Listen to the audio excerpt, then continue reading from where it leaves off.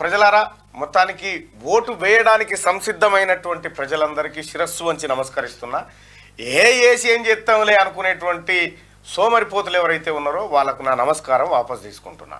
ఇక అంతకంటే ఎక్కువేం లేదు వాళ్ళకి చెప్పవలసింది. ఎందుకంటే ఓటింగ్ శాతం పెరగకపోతే, ప్రజలంతా తమ అభిప్రాయాన్ని చెప్పకపోతే ఇక ఎవడెవడు ఎన్నిక కావాలో వాడే ఎన్నికైతా ఉంటాడు. అందుకోసమే ప్రజలారా ఓటు అనేది చాలా ఇంపార్టెంటు. నీకు 5 సంవత్సరాలకు నిన్న మొన్న జరిగిన అసెంబ్లీ ఎన్నికలు అవి ఇవి కాదు, ఇప్పుడు కీలకమైనటువంటి భారతదేశ గుండెకాయకు జరుగుతున్నటువంటి ఎన్నికలు.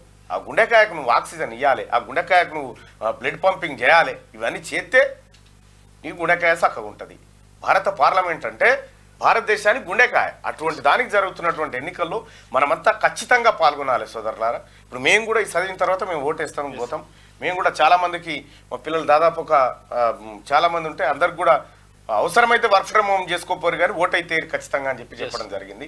మీరు కూడా దయచేసి ఓటింగ్లో పాల్గొనండి. ఎవడు పెడతాడా బస్ కిరాయి పెట్టుకొని పోవాలన్నా అంటే పోవాలి సార్, పోవాలి.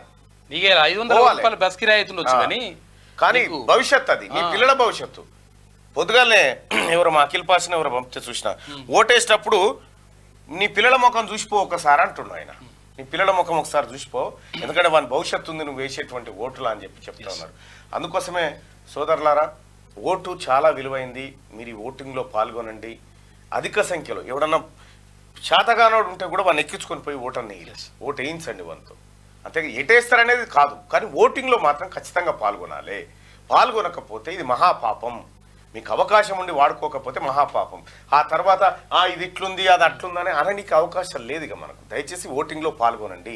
మీ అందరికీ రిక్వెస్ట్ చేసి క్యూ న్యూస్ తీర్మానం టీం అలాగే మేమంతా కలిసి రిక్వెస్ట్ దండం పెట్టు మేమంతా కలిసి రిక్వెస్ట్ చేస్తా ఉన్నాం. ఓటు మాత్రం ఖచ్చితంగా. మార్నింగ్ న్యూస్లోకి వెళ్దాం. ఆల్రెడీ పోలింగ్ స్టార్ట్ అయిపోయింది అన్ని పోలింగ్ కేంద్రాలలో తెలంగాణ రాష్ట్రంలో. అటు ఏపీలో కూడా ప్రారంభమైపోయింది. ఏపీలో అసెంబ్లీ ప్లస్ పార్లమెంటు. ఇక్కడ తెలంగాణలో కూడా ఇవాళ ఏ రాష్ట్రాల్లో ఎక్కడెక్కడ జరుగుతుంది కాసేపట్లో చూద్దాం.